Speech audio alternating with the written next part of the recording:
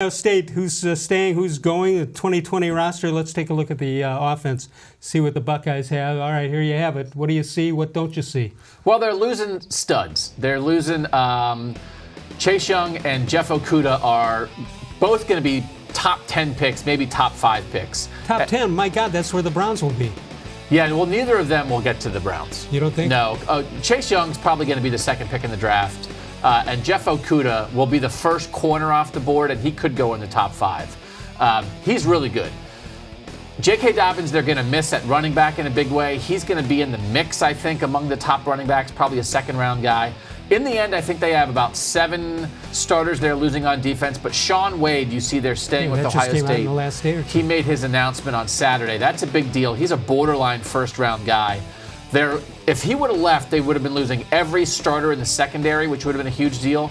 And then Josh Myers, Wyatt-Davis, and Thayer-Munford were all guys who at least could have entertained the NFL, and they've all said they're going to stay. So that's a big deal for that offensive line. Why did you overlook the punter? Drue-chrisman? Yeah. He's an entertaining young gentleman, and he was really good. He was not as good in the second half of the year, actually. Right. He's been a really good punter. I think he's been as good as anybody, and he trailed off a little bit. They actually need some better punting from him. Ohio State's had, I don't know of any that have really, other than Nugent from a decade and a half ago, they've had solid college kickers, field goal kickers, but none really go far. No, they haven't had Cam Johnston as a punter is the Eagles punter right now. He's an Australian style. Right. He was really good as a punter. Yeah, they haven't had a kicker like that since Nugent. No, you're 216-575-0403. All right, let's take a look at the defense. See what we have here. So the offense, rather. I'm sorry. So what they're going to do, Justin Fields coming back is a big deal. He'll be a second year as a starter. The offense is going to lean on him. They're going to throw the ball more next year, and their receivers are going to be really good. Chris-Olave and Garrett-Wilson coming back at receiver. They're losing Ben Victor and Austin Mack. They have all these freshman receivers coming in, including Julian Fleming, who as a true freshman is going to play. They're going to throw it like crazy. The question mark, and I like Luke-Farrell a lot. He's a versatile tight end from Northeast Ohio. Master-Teague is the question. J.K. has been so good. Master-Teague was the backup this year.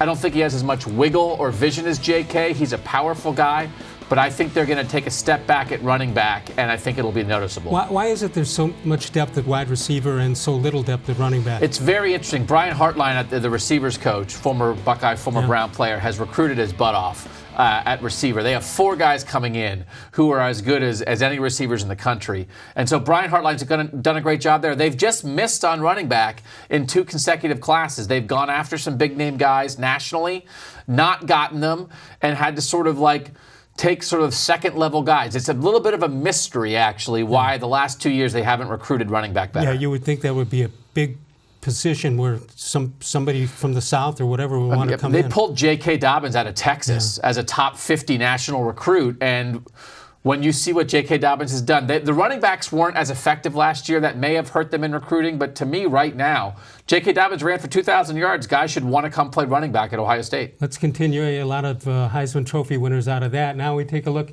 at the defensive line here. Yeah, they are going to miss guys here.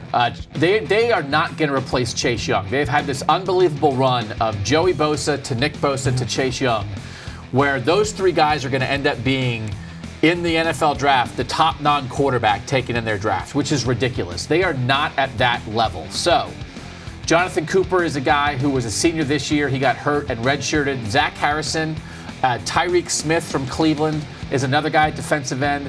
They're going to need those guys to be great. They're good. They're going to need them to be great. They have depth at the defensive tackle spot, but they don't have as Zach Harrison's a 5-star guy.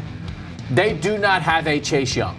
And if you looked at what Chase Young has done all season, he's in the backfield constantly. The other guys were not in the backfield constantly. So I think we've gotten used to at Ohio State. You lose a stud, you replace him with a stud. They don't have an obvious Chase Young for 2020. Let's take a look at the linebackers, see what returns. My favorite name is Tough Borland. I think it's one of my all-time favorite names. Yeah, it was not his legally given name, but he changed it. So he is tough. For business purposes? Yeah. Well, for the purposes of having everybody think he's cool. Baron Browning coming back. Like Joe Theismann changed it to Theismann? It worked. Well, it didn't work. He didn't win it, but he got famous. So they're losing Malik-Harrison, who was their leading tackler and their best linebacker this year. Baron Browning had maybe an NFL decision. He's a former 5-star guy. He'll be back. Pete Warner's been good. Baron Browning, I think, could have a monster year next year. But again, this is a spot where these guys are good players. There's not like an All-American guy on that board right now. And you mentioned earlier about the defensive backs. Let's take a look at them for the 2020 Buckeyes. Yeah, so Shaun-Wade back is a big deal. They have some young guys like Sevyn Banks, Tyreek Johnson, Cam Brown at corner who are going to have to step up. They always have guys in that pipeline, but they're going to really need them. Amir Reep is the guy who played at the cornerback, slot corner, nickel corner spot when Shaun-Wade got ejected. And then safety Josh Proctor is a really talented guy, but he's a guy in the Fiesta Bowl who got burned a couple times on some big plays. So they had an excellent secondary this year. And again, Ohio State always has guys to replace them, but they're not going to be as good on defense next year as they were this year because this defense was really high level in 2019. Doug